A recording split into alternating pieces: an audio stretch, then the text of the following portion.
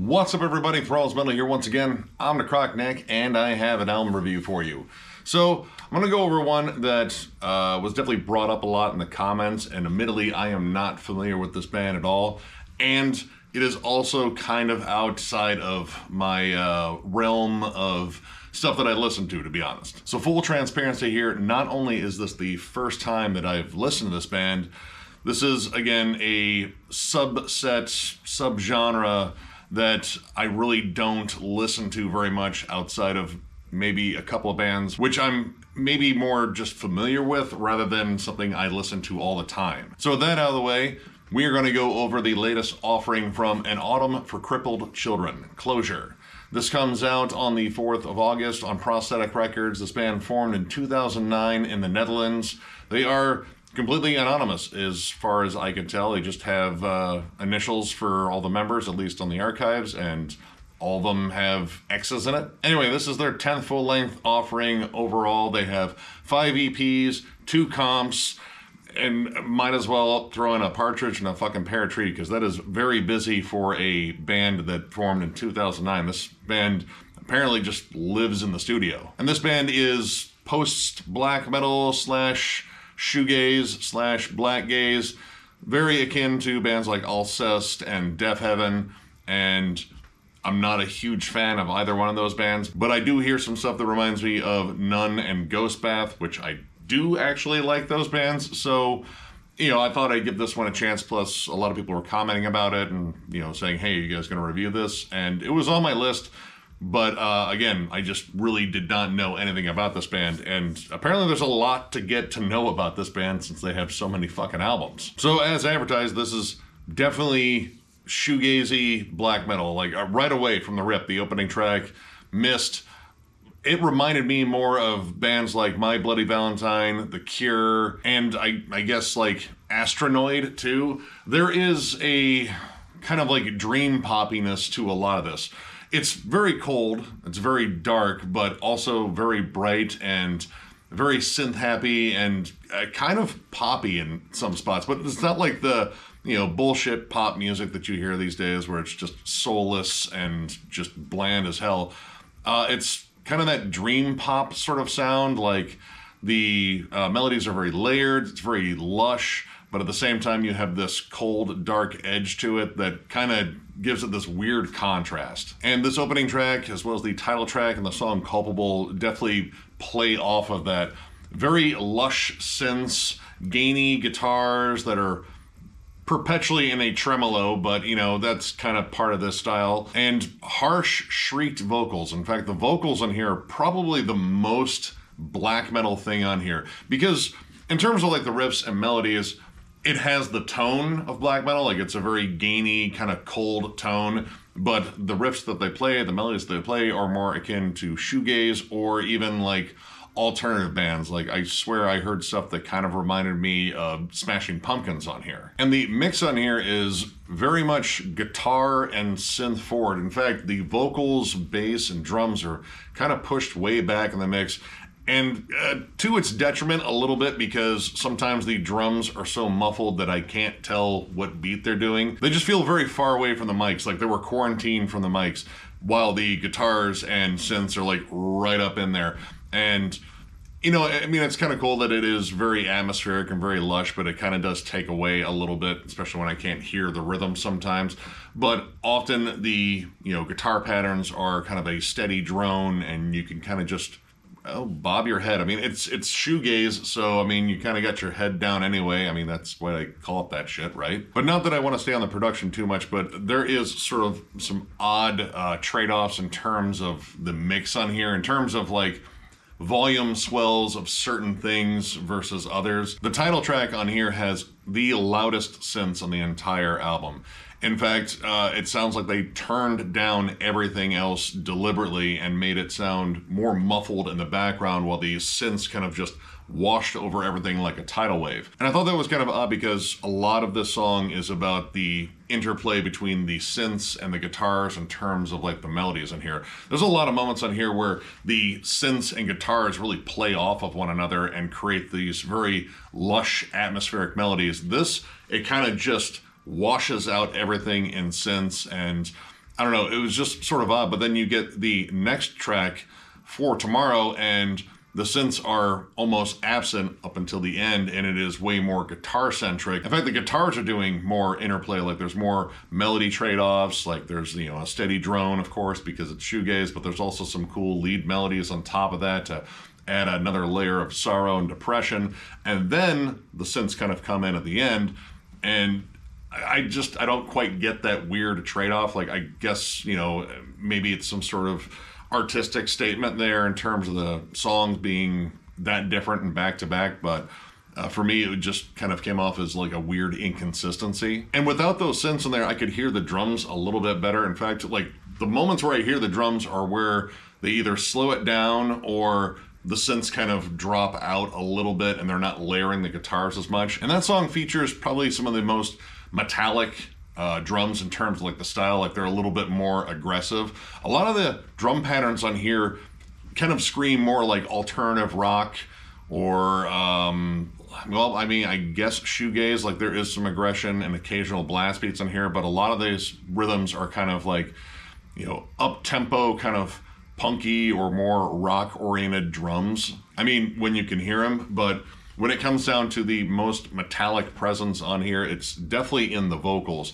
The vocals are harsh. They sound like they're all single track too, and they are just kind of ravenous and honestly more like an unhinged outpouring of emotion, to the point where it sounds like dude's shredding his larynx on some of this, especially on the song Culpable, which is odd because, again, it's a more poppy, dream pop sort of song, but the vocal performance on it sounds harsher than almost any of the vocals on here. Like there's parts in there where it sounds like his voice might have given out. But I think that's the main thing about this album. It's very emotionally driven. Like there's a lot of stuff that kind of reminded me of like bands like Thursday, except in a more black metal sort of vein.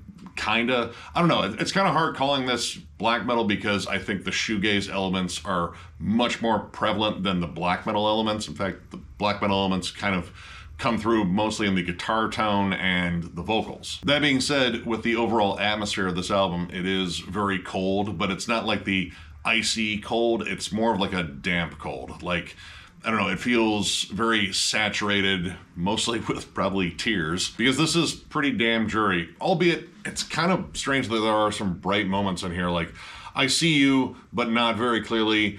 There are some amazing melodies on there that are just flat out catchy, and I like the synth play and guitar play. Like, they create some really cool harmonies on there that, I don't know, it's strange that they are like ascending and kind of bright, but at the same time, the tone and the atmosphere make it feel like crippling depression on a rainy, stormy day, and it's just mud and bullshit. It's November Here. November Here is a good chunk of this album. But they do make it sound kind of hooky occasionally, like As the Void.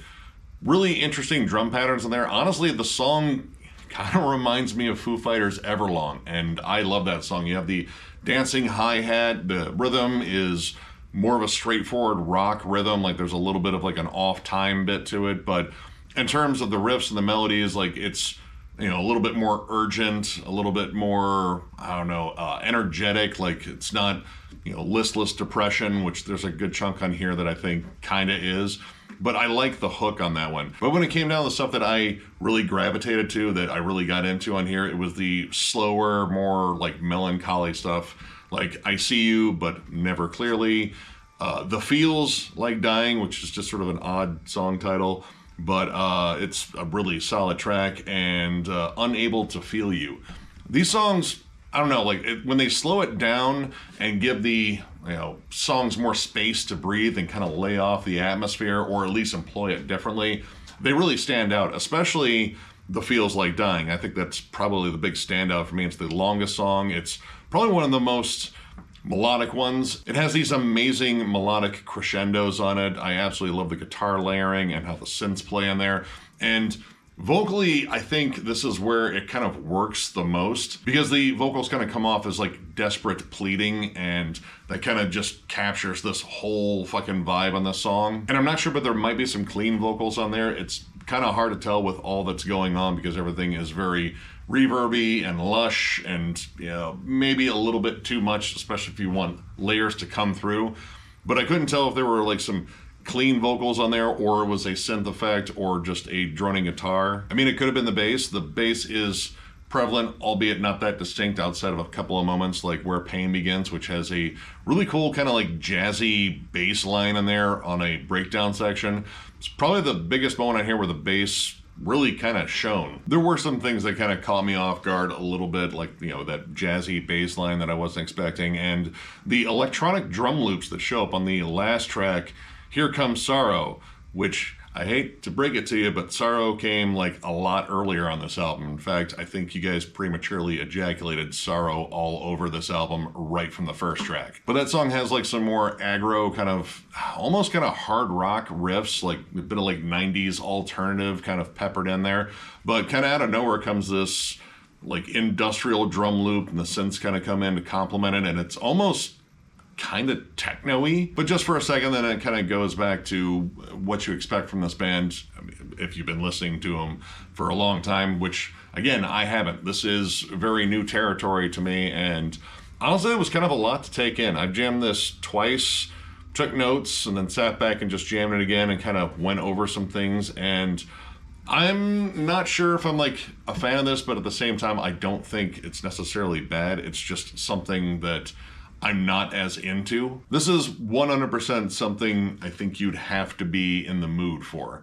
And by that, I'm gonna give it 3 stars. I don't necessarily think this is that bad. In fact, a lot of this was really engaging and interesting. It's just something I wouldn't listen to a lot. While the emotional outpouring can definitely be felt on here, and I think that has to be kind of the main appeal of this album and probably this band, at a certain point, the droning tremolos and just droning strumming, it kind of got old for me. I'm, again, not much of a shoegaze fan, but I wanted to give this one a try, and there were some things I did really like in here, like namely the slower songs where, again, like the atmosphere kind of took a little bit of a break, at least from the main sort of sound on here. Like, they kind of just opened up the songs. And I kind of like the idea of playing like more alternative rock riffs with a black metal tone.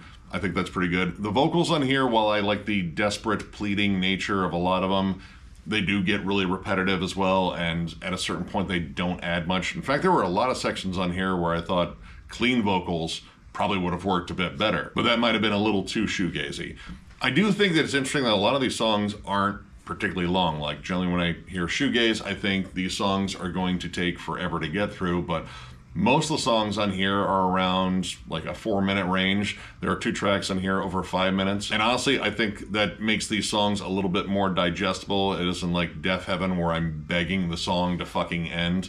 I'm sorry to the Deaf Heaven fans out there, but I'm just not that huge in that band, and I gave them more tries than it probably should have. I've even seen them live once, and I won't get that time back, and I was more weirded out by the fact the dude kept wetting his hair in a bucket right in front of the drum riser so he could do hair windmills more properly, I guess. It seems so fucking vain, but anyway, back to this album.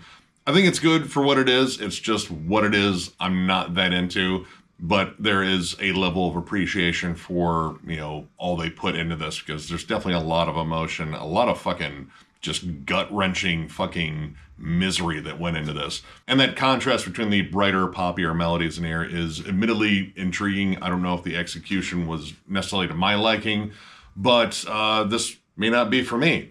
So yeah, if you were a fan of bands like Alcest and Deaf Heaven, Ghostbath, Nun, I would say those are the ones at least that I know. Check this band out. Apparently there's a ton of stuff that you can listen to by them. I may reapproach this band later, you know, check out some of their earlier stuff just to get a better feel for them. But for right now, I think this is, you know, decent, and I think it's above average. So yeah, check it out. So if you enjoyed this review, give it a thumbs up. And if you are new to the channel, subscribe, because we do stuff like this all the time. We are also on Patreon. If you like to help us out there, there's a link down below to thrallsmetal.com. While it is currently under construction, when it does show back up, we will have shirts because we made the order, and we will probably do a video to showcase said new shirts and do a giveaway for them. As for the channel, there are going to be tons of reviews coming up because there are tons of releases coming out. It looks like September is pretty stacked. I imagine October is going to be ridiculous too. This month definitely has some big ones as well. But yeah, we're going to be busy for a while. So yeah, stay tuned for a ton more content. And of course, thank you all so much for all the love and support and all that shit.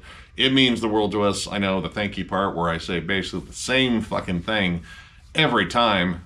But again, I mean it. You guys are awesome. You guys keep us going. And it is great to see this community keep growing here. So once again, thank you all. And we will catch you later.